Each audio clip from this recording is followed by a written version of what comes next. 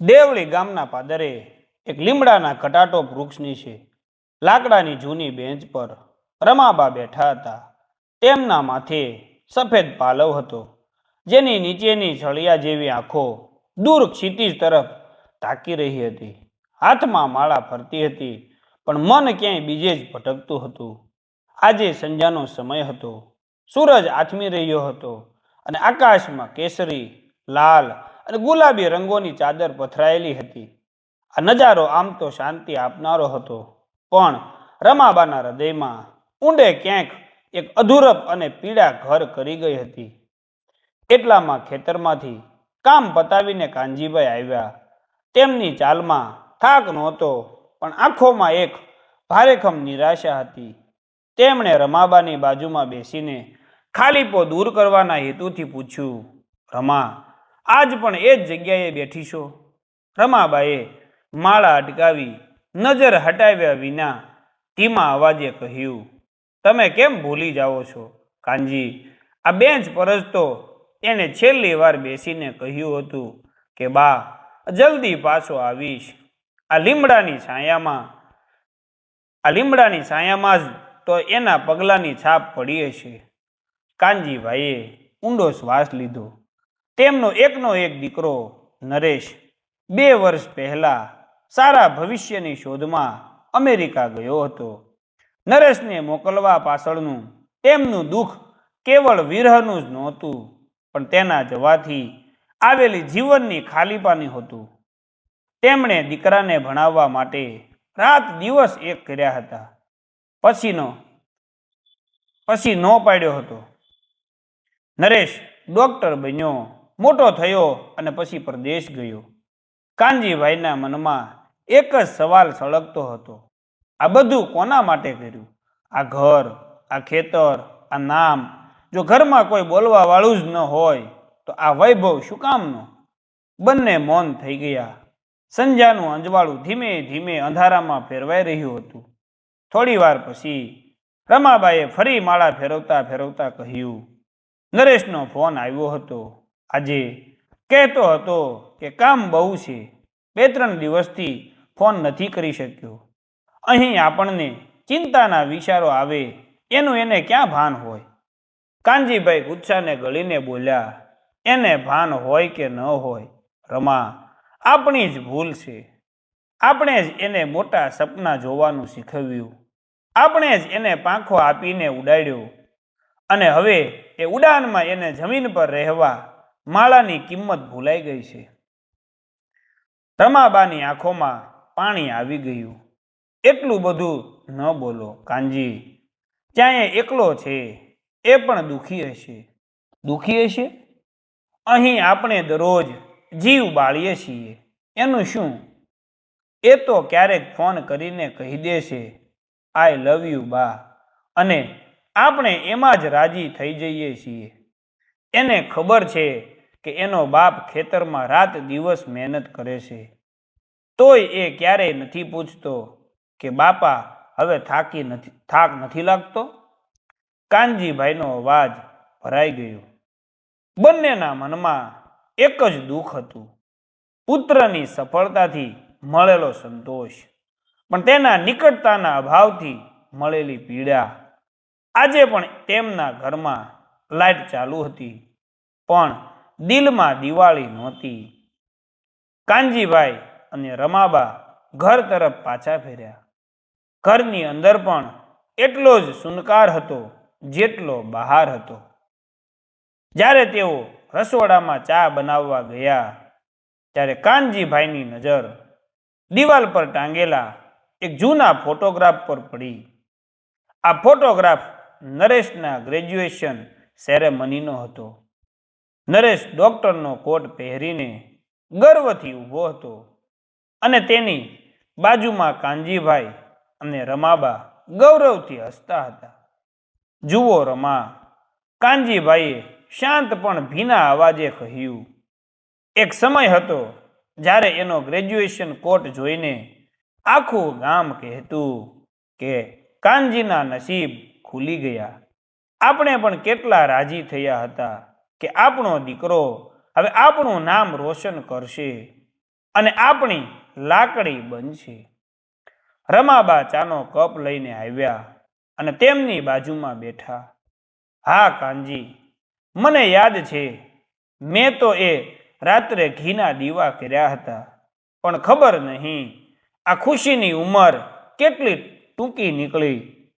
વાત એ દિવસની છે જ્યારે નરેશે ડૉક્ટરની ડિગ્રી મેળવ્યા પછી અમદાવાદમાં સારી હોસ્પિટલમાં નોકરી શરૂ કરી હતી. પગાર સારો હતો, પણ નરેશના સપના બહુ મોટા હતા. એક સાંજે નરેશે ઉત્સાહમાં આવીને કહ્યું, બાપા, મેં નિર્ણય લીધો છે, મારે અમેરિકા જવું છે. ત્યાં રિસર્ચ માટે વધારે સ્કોપ છે અને હું મારા કરિયરમાં બહુ આગળ વધી શકીશ. કાનજીભાઈ, જે પોતાના પુત્રને પોતાની નજર સામે રાખવા માંગતા હતા, તેઓ ચિંતિત થયા. બેટા, અહીં શું ખોટું છે? તારો પગાર સારો છે, તું ડૉક્ટર છે, અહીં રહે અને તારી બાનું ધ્યાન રાખ. અમે તને દૂર નહીં મોકલી શકીએ. ત્યારે રમાબાએ હંમેશની જેમ નરેશનો પક્ષ લીધો હતો. અરે કાનજી, રોકો નહીં એને. જો એના સપના મોટા હોય તો આપણે એને પાંખો આપવી જોઈએ. એ જશે તો આપણું નામ કેટલું મોટું થશે. ત્યાંથી આવતી વખતે જો એ ત્યાંનો ડૉક્ટર બનીને આવશે તો આખા ગામમાં આપણું માથું ઊંચું થશે. આ શબ્દો કાનજીભાઈના હૃદયમાં વાગ્યા હતા. રમાબાની વાતમાં સામાજિક માન સન્માનની લાલચ હતી. કાનજીભાઈએ ભારે હૈયે અનુમતિ આપી, પણ એક શરત મૂકી. બેટા, તું જા, પણ યાદ રાખજે, આ વાડાનો પાયો ન ભૂલતો. તું તારા સપના પૂરા કરજે, પણ તારા માતા પિતાની જરૂરિયાતોને ક્યારેય બીજા સ્થાને ન મૂકતો. નરેશે પિતાના પગ પકડીને વચન આપ્યું હતું. કાનજીભાઈએ ફોટોગ્રાફ પરથી હાથ હટાવ્યો. રમા, તારી જ ભૂલ હતી. કાનજીભાઈએ ધીમેથી કહ્યું, તું એને આપણું નામ મોટું કરવા માટે મોકલી બેઠી, પણ એ ભૂલી ગઈ કે દીકરો દૂર જશે એટલે નામ મોટું થશે, પણ જીવન નાનું થઈ જશે. રમાબાની આંખોમાં આ પસ્તાવો સ્પષ્ટ દેખાતો હતો. મને માફ કરજો કાનજી, મેં ક્યારેય નહોતું વિચાર્યું કે આટલો દૂર જશે. હવે તો ફોન પણ અઠવાડિયામાં એક વાર જ આવે છે, અને એ ફોનમાં પણ એની તકલીફો અને તેનું વ્યસ્ત શિડ્યુલ જ હોય છે. આપણા દુઃખની વાતો એ સાંભળતો પણ નથી. એને ખબર છે કે એના પિતાને છેલ્લા 1 મહિનાથી સાંધાનો દુખાવો છે, તો પણ એણે માત્ર દવા લેવાનું કહી દીધું. એકવાર પણ નથી પૂછ્યું કે બાપા, હું પાછો આવી જાઉં? કાનજીભાઈનો અવાજ ગમગીન હતો. બંનેને હવે સમજાઈ રહ્યું હતું કે વિરહના વાડા પાછળનું સાચું દુઃખ પૈસા કે સફળતાનું નહોતું, પણ લાગણીઓના અભાવનું અને સંબંધોની ઉપેક્ષાનું હતું. નરેશના ગયા પછી 2 વર્ષ વીતી ગયા હતા. ગામમાં બદલાવ આવ્યો હતો. જે કાનજીભાઈનું માથું ગૌરવથી ઊંચું રહેતું, તે હવે નીચું ઝૂકવા લાગ્યું હતું. સવારે જ્યારે કાનજીભાઈ ડેલી બહારના ઓટલા પર બેઠા હતા, ત્યારે તેમના જૂના મિત્ર હરજીભાઈ ત્યાંથી પસાર થયા. હરજીભાઈનો પુત્ર ગામમાં જ ખેતી કરે છે અને તેના માતા પિતાની સેવા કરે છે. હરજીભાઈએ કાનજીભાઈ તરફ જોઈને હસીને વાત શરૂ કરી. કેમ છો કાનજી? ડૉક્ટર નરેશના સમાચાર શું છે? લાગે છે કે બહુ વ્યસ્ત છે. અહીં તો કોઈનો ફોન સંદેશો જ નથી આવતો. કાનજીભાઈએ જવાબ આપ્યો, હા ભાઈ, બહુ મોટો માણસ બની ગયો છે, મોટા દેશમાં છે, મોટું કામ છે. હરજીભાઈએ વ્યંગમાં કહ્યું, મોટા માણસ તો અમે પણ છીએ કાનજી. મારો દીકરો ભલેને વિદેશ ન ગયો, પણ હું બીમાર પડું તો એ પાણીનો ગ્લાસ લઈને મારી બાજુમાં ઊભો હોય છે. સાંભળ્યું છે કે રમાબાને રાત્રે ઊંઘ નથી આવતી ફોન વગર. આ શબ્દો કાનજીભાઈને તીરની જેમ વાગ્યા. તેમને અનુભવાયું કે ગામના લોકો જે ગૌરવ માટે તેમને માન આપતા હતા તે હવે ધીમે ધીમે દયા અને વ્યંગમાં ફેરવાઈ રહ્યું છે.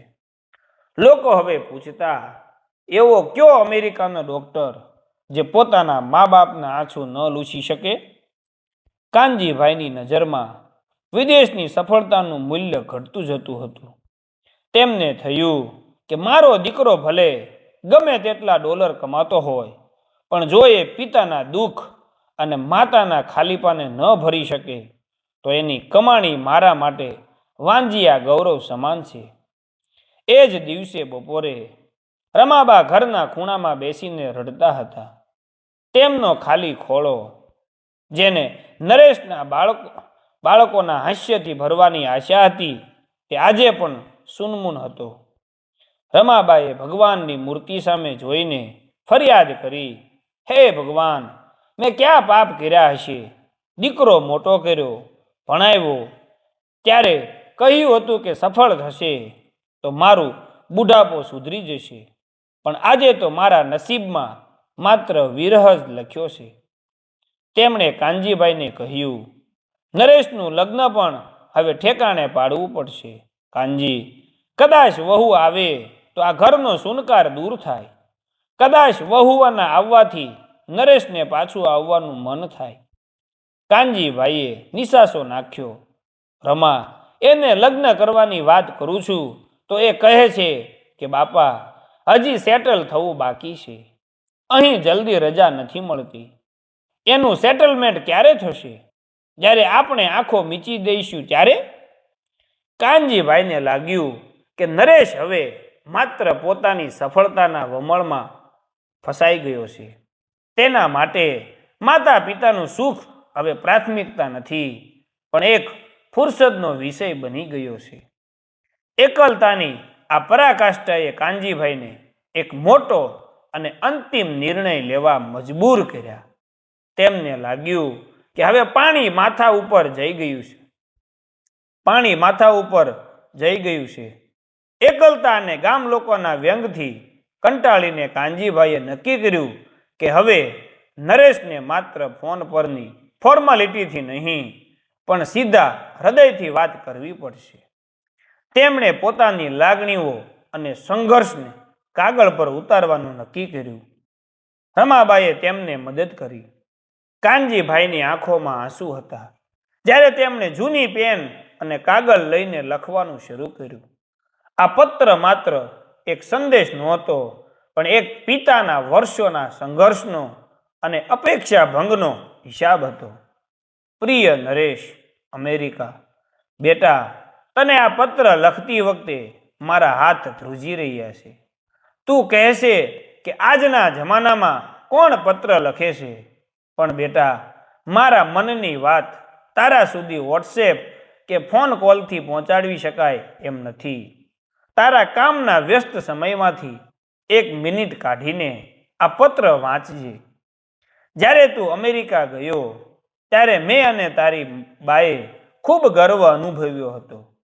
અમેરિકાના ડૉક્ટરના બાપ કહેવાવું એ નાની વાત નહોતી, પણ બેટા, તારા ગયા પછી આ ઘરમાં જે ખાલીપો આવ્યો છે એ તારા ડોલર પણ ભરી શકે એમ નથી. તને યાદ છે, તને ભણાવવા માટે મેં ખેતરમાં કેટલો પસીનો પાડ્યો હતો. તારી ફી ભરવા માટે મેં કેટલી રાતોની ઊંઘ બગાડી હતી. મેં ક્યારેય ફરિયાદ નથી કરી, કારણ કે મને વિશ્વાસ હતો કે તું મોટો થઈને અમારો સહારો બનીશ. પણ બેટા, હવે આ સંધ્યાકાળમાં મને માત્ર તારો વિરહ જ મળે છે. તને ખબર છે, તારી બા આજે પણ રોજ તારી રૂમની સફાઈ કરે છે. એને એમ લાગે છે કે તું કાલે જ આવી જવાનો છે. હું છેલ્લા 1 મહિનાથી માંદો છું, તને ખબર છે. તે ફોન પર પૂછી લીધું અને દવા લેવાનું કહી દીધું, પણ બેટા, મને દવાની નહીં, તારા 2 શબ્દોની જરૂર છે. તારી હાજરીની જરૂર છે. કાનજીભાઈએ એક ઊંડો નિશાસો નાખ્યો અને પત્રમાં સૌથી મહત્વનો ભાગ લખ્યો.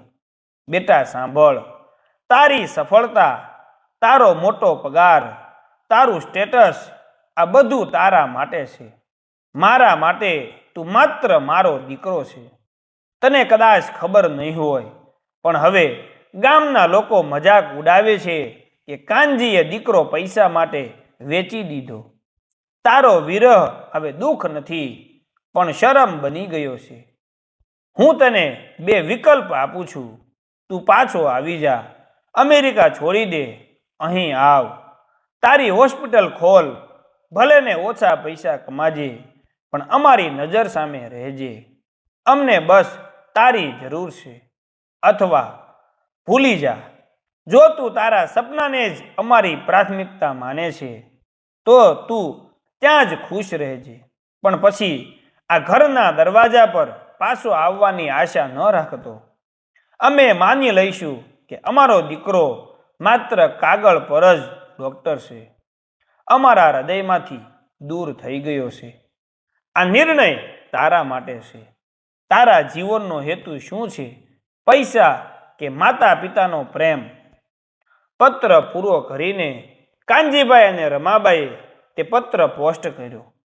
આ પત્ર તેમના જીવનનો સૌથી મોટો જુગાર હતો.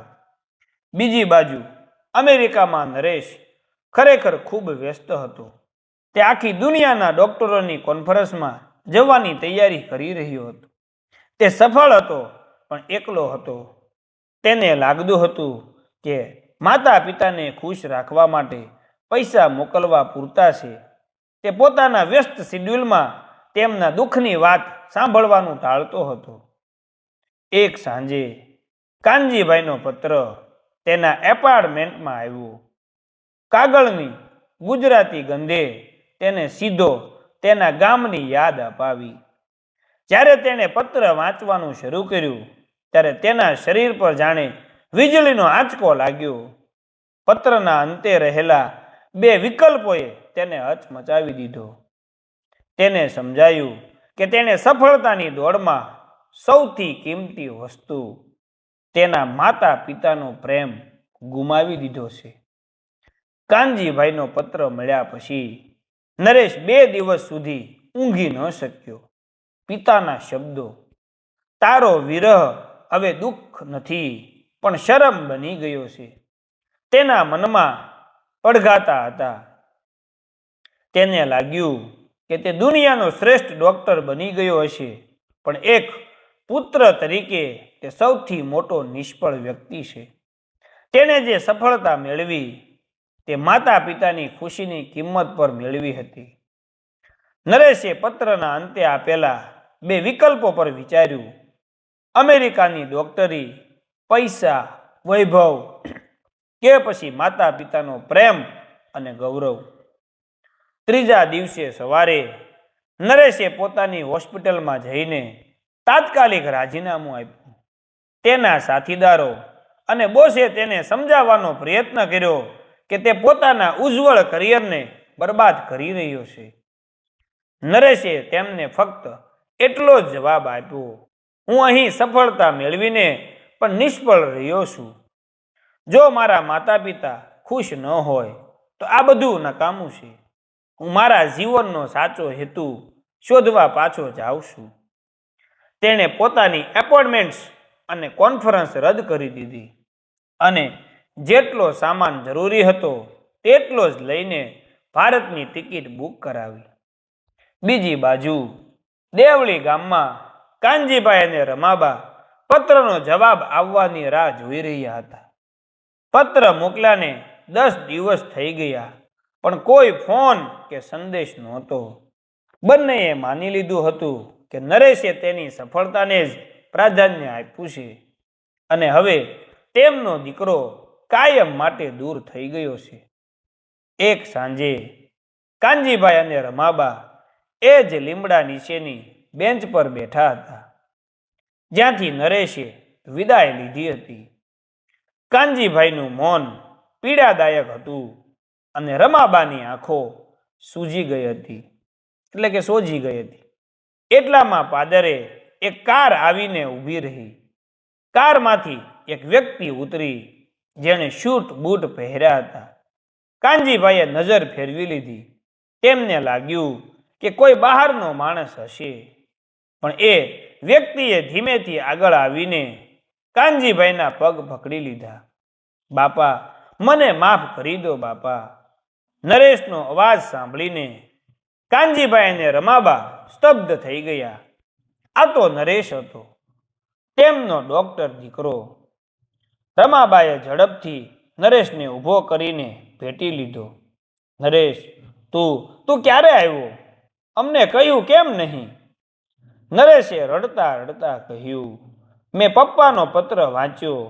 મને ખબર પડી કે હું કેટલી મોટી ભૂલ કરી રહ્યો હતો.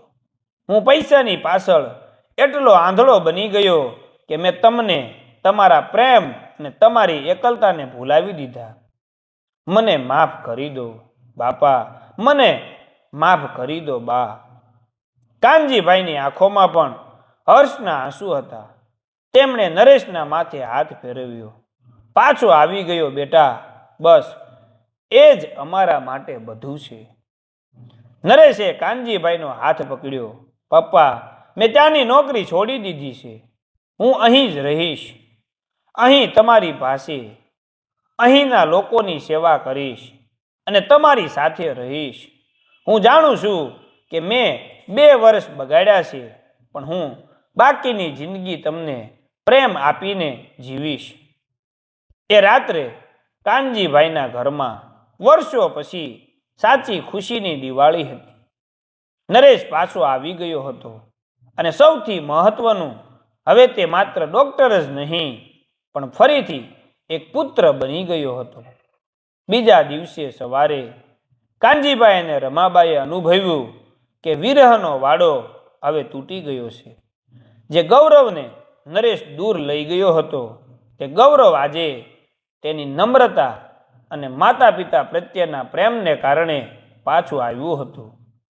માતા પિતાનું દુઃખ ત્યારે જ દૂર થાય છે જ્યારે પુત્ર કે પુત્રી તેમની સફળતાને માનવતા અને સંબંધોથી મોટી ન માને. આવી સરસ મજાની સ્ટોરી જોવા માટે અમારી ચેનલને લાઈક કરો.